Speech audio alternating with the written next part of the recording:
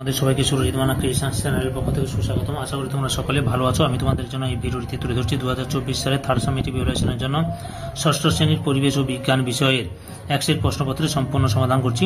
এই প্রশ্নপত্রের সেটটি তোমরা পেয়ে যাবে রায় ও মার্টিন প্রশ্ন বিচিত্রা 214 নম্বর পেজের 4 নম্বর সেটের বর্ধমান বিদ্যারথী ভবন গার্লস হাই স্কুল এই স্কুলের প্রশ্নপত্রের সেটটি সম্পূর্ণ সমাধান করছি। তার আগে তোমাদের কাছে অনুরোধ, তোমরা ভিডিওটি না টেনে পুরোটা থাকো। ভিডিওটি কেমন লাগলো কমেন্ট করে জানিও, ভিডিওতে লাইক দাও এবং শেয়ার করো। আলোচনা শুরু করছি। একের দাগে সঠিক উত্তরটি নির্বাচন করো। প্রথম প্রশ্ন, ডিডিটি নামক বর্জ্য পদার্থটি পাওয়া যায় অপশান সিতে চাষের জমি থেকে। 2 নম্বর প্রশ্ন, বাঘের কোন দাঁত তুলনামূলকভাবে বড় ও ধারালো? অপশান সিতে ক্যানাইন। 3 নম্বরে, মাছের হালের কাজ করে যে পাখনা সেটি হলো? অপশান এতে পুচ্ছ পাখনা। 4 নম্বর প্রশ্ন, প্রদত্ত কোনটির পুনর্ব্যবহার সম্ভব নয়? পচা সবজি। ছত্রাক চাষ করে? অপশান এতে চাষি পিঁপড়ে। 6 নম্বরে, জলের রেশম যে ধরনের উদ্ভিদ সেটি হলো? অপশান বিতে শ্যাওলা। তারপরে হচ্ছে 7 নম্বরে, প্রদত্ত কোনটি মেরুদণ্ডী প্রাণী? অপশান সিতে সাপ। 8 নম্বরে, কণ্টক বিশিষ্ট প্রাণীদের পর্বটি হলো? অপশান এতে একাইনোডার্মাটা। তারপরে 9 নম্বরে, দোকান থেকে প্লাস্টিকের ব্যাগ নিতে অস্বীকার করা এটি 4R পদ্ধতি কোন দিকে তুলে ধরে? অপশান সিতে রিফিউজ। 10 নম্বরে, রেডিওর নব হলো এক ধরনের? অপশান ডিতে চক্র ও অক্ষদণ্ড। 11 নম্বরে, কোনটি প্রথম শ্রেণীর লিভার? অপশান সিতে সাঁড়াশি। 12 নম্বরে, হাইড্রোজেন সালফাইডে হাইড্রোজেন পরমাণুর সংখ্যা? অপশান বিতে 2টি। 13 নম্বরে, যন্ত্রের চলমান অংশে ঘর্ষণ কমাতে ব্যবহৃত হয়? অপশান সিতে পিচ্ছিলকারক তেল। 14 নম্বরে, বর্ণহীন ও গন্ধহীন যে গ্যাসটি বায়ুর চেয়ে হালকা সেটি হলো? অপশান সিতে H2। 15 নম্বরে, কার্বন হলো? অপশান বিতে অধাতু। 16 নম্বরে, এসআইতে অণু পরমাণু পরিমাণ পরিমাপের একক হলো? অপশান ডিতে মোল। 17 নম্বরে, প্রমাণ মিটারের দণ্ডটিতে ইরিডিয়াম ও প্লাটিনামের অনুপাত হলো? অপশান বিতে 1:9। 18 নম্বরে, সৌরশক্তি হলো? অপশান বিতে নবীকরণযোগ্য। তারপরে 19 নম্বরে, কোনো বস্তুর উপরিতলের পরিমাপ যে রাশি দিয়ে প্রকাশ করা হয় তা হলো? অপশান ডিতে পার্শ্বতলের ক্ষেত্রফল। 20 নম্বরে, প্রথম শ্রেণীর খাদক হলো? অপশান বিতে খরগোশ। তারপরে 21 নম্বরে, কেরোসিন পাওয়া যায়? অপশান এতে পেট্রোলিয়ামে।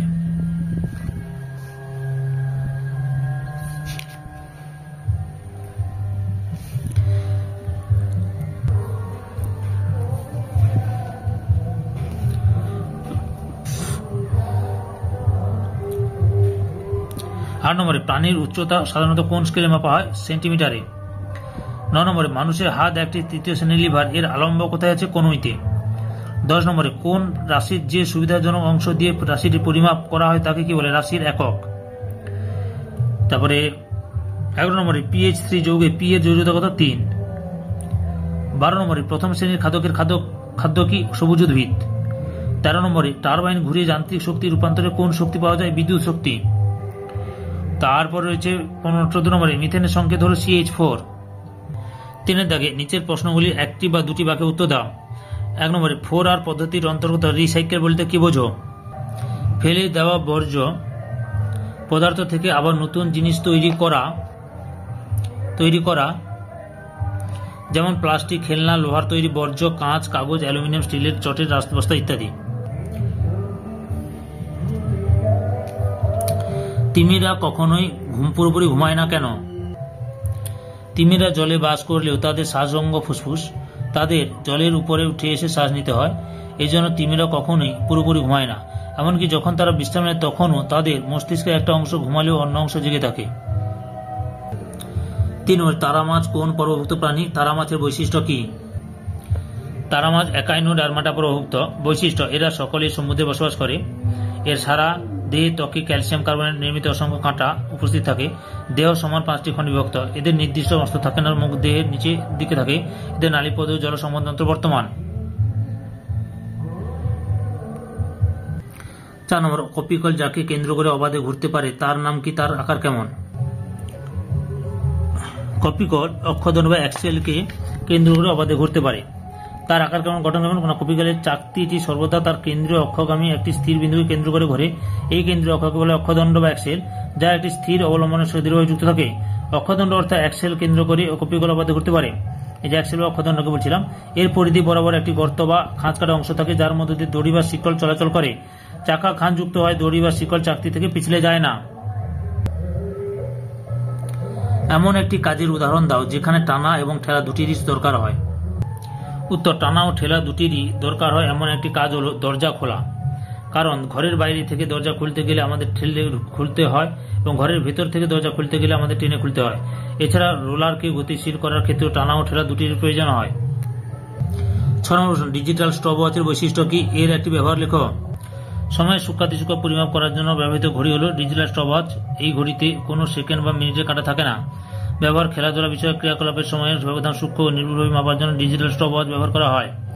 বৈজ্ঞানিক পরীক্ষা নিরীক্ষা কাজে খুব সূক্ষ্ম সময় পরিমাপের জন্য ডিজিটাল স্টপওয়াচ ব্যবহার করা হয়। সূক্ষ্মতা, এই ঘড়ির সূক্ষ্মতা এতটাই যে এই ঘড়ি দিয়ে 1 সেকেন্ডের 100 ভাগের 1 ভাগ সময় মাপা হয়।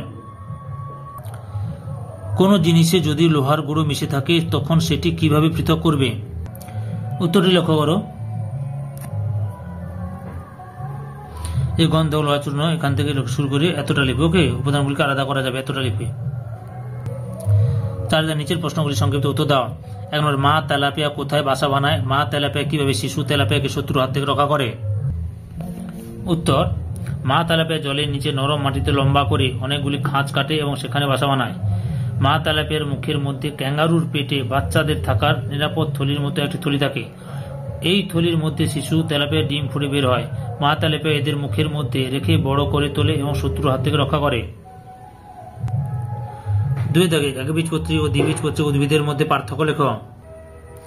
এই যে এখান থেকে কাণ্ড, এদের কাণ্ড সাধারণত শাখাবিহীন ও বিরুৎ জাতীয় উদ্ভিদ বিরুৎ হয়, আর দ্বিবীজপত্রী কাণ্ড সাধারণত শাখা প্রশাখাযুক্ত বিরুৎগুল্ম ও বৃক্ষ জাতীয় হয়। তারপরে পাতার শিরাবিন্যাস, পাতায় সমান্তরাল শিরাবিন্যাস থাকে, পাতায় তালিকাকার শিরাবিন্যাস দেখা যায়। বীজপত্রের সংখ্যা, বীজে একটি মাত্র বীজপত্র থাকে, বীজে 2টি বীজপত্র থাকে। মূলতন্ত্র, স্থানিক প্রকৃতির গুচ্ছমূল থাকে, স্থানিক প্রকৃতির প্রধানমূল থাকে। উদাহরণ ধান, গম ইত্যাদি, মটর, ছোলা ইত্যাদি। 3 নম্বর, যন্ত্রের পরিচর্যা কিভাবে করবে তার 3টি পদ্ধতি লেখো। এই যন্ত্রের পরিচর্যা 3টি পদ্ধতি। একে হচ্ছে ব্যবহার না হওয়া অবস্থায় বিশেষ করে দীর্ঘ সময়ের জন্য অব্যবহৃত থাকলে যন্ত্রকে অবশ্যই ঢাকা দিয়ে রাখা প্রয়োজন। 2 নম্বরে, কাজের পর যন্ত্রকে নিয়মিত পরিষ্কার রাখা আবশ্যক। 3 নম্বরে, যন্ত্রকে অবশ্যই কোনো পরিষ্কার স্থানে ধুলোবালি ও আর্দ্রতা থেকে যতদূর সম্ভব মুক্ত রাখা দরকার। আর 4 নম্বরে একটা বলছি, যন্ত্রের চলমান বা ঘূর্ণায়মান অংশকে ঘর্ষণজনিত ক্ষয়ের হাত থেকে রক্ষা করতে ওই অংশে পিচ্ছিলকারক তেল বা গ্রিজ ব্যবহার করা জরুরি। 4 নম্বরে, অ্যামোনিয়া কি কি মৌল দ্বারা গঠিত? এটির একটি অণুতে কোন মৌলের কটি পরমাণু আছে? অ্যামোনিয়া নাইট্রোজেন ও হাইড্রোজেন নিয়ে গঠিত। নাইট্রোজেন 1টি, হাইড্রোজেন 3টি।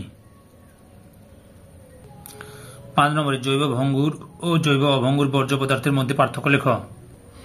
এখান থেকে শুরু করে প্রকৃতি, বিয়োজকের সঙ্গে সম্পর্ক, বিয়োজন ক্ষমতা, উদাহরণ দিয়ে এত দূর পর্যন্ত লিখবে। ওকে, বুঝতে পারছো তোমরা? স্ক্রিনশট নিয়ে নাও, আবার এদিকে একটা স্ক্রিনশট নিয়ে নাও। 6 নিম্নলিখিত ক্ষেত্রে কোন শক্তি থেকে কোন শক্তি রূপান্তর হবে তা লেখ। 1 নম্বর, এতে রেল লাইনের উপর দিয়ে রেলগাড়ি যাওয়ার সময় ঘড় ঘড় শব্দ উৎপন্ন হচ্ছে। যান্ত্রিক শক্তি থেকে শব্দ শক্তি, যান্ত্রিক শক্তি থেকে শব্দ শক্তি। বিতে, পোড়া চুনের মধ্যে জল মেশানো হলো, রাসায়নিক শক্তি থেকে তাপ শক্তি। 3 সিতে, ইলেকট্রিক ইস্ত্রি চালু করা হলো, তড়িৎ শক্তি থেকে তাপ শক্তি। 7 কোনো বস্তুর আয়তন বলতে কি বোঝায়? কোনো বস্তু যে পরিমাণ স্থান দখল করে থাকে সেই পরিমাণকে ওই বস্তুর আয়তন বলে। এসআইতে আয়তনের একক কি? এসআইতে আয়তনের একক হলো ঘনমিটার। লিটারের সঙ্গে ডেসিমিটার এর সম্পর্ক লেখ। 1 লিটার সমান 1 ঘন ডেসিমিটার। 1 লিটার সমান 1 ঘন ডেসিমিটার। সম্পূর্ণ ভিডিওটি দেখার জন্য তোমাদের সবাইকে অসংখ্য অসংখ্য ধন্যবাদ।